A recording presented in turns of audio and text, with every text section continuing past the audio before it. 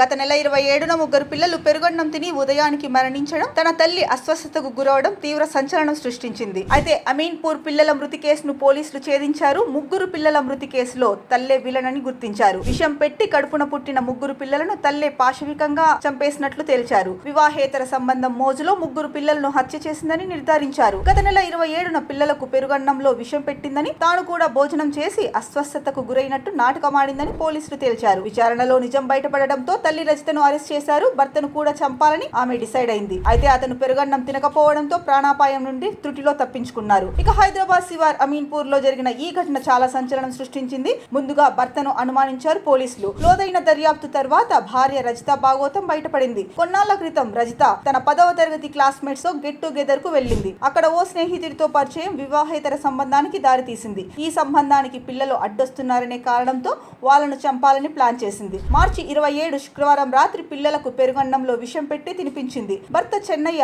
ఆ రోజు పెరుగన్నం తినకుండా భోజనం ముగించాడు. తర్వాత వాటర్ ట్యాంకర్ డ్రైవింగ్ పనిపై బయటకు వెళ్లిపోయాడు. తిరిగి వచ్చాక చూస్తే పిల్లలు విగత జీవులుగా పడి ఉన్నారు. ముగ్గురు పిల్లలు ప్రాణాలు కోల్పోయారు. ఎందుకు ఇలా జరిగిందో తనకు తెలియదని, తాను కూడా తీవ్ర అస్వస్థతకు గురయ్యానని రజిత చెప్పడంతో ఆమెను ఆసుపత్రిలో చేర్పించాడు భర్త. చివరికి విచారణలో ప్రియుడితో కలిసి రజిత చేసిన ఘోరం బయటపడింది. రజితతో పాటు ఆమె ప్రియుడు ఇప్పుడు పోలీసుల అదుపులో ఉన్నారు. వివాహేతర సంబంధం మోజులో పడి కడుపున పుట్టిన బిడ్డను చంపుకోవడంపై స్థానికులు ఆగ్రహం వ్యక్తం చేస్తున్నారు. ఆమెకు కఠిన శిక్ష వేయాలని కోరుతున్నారు.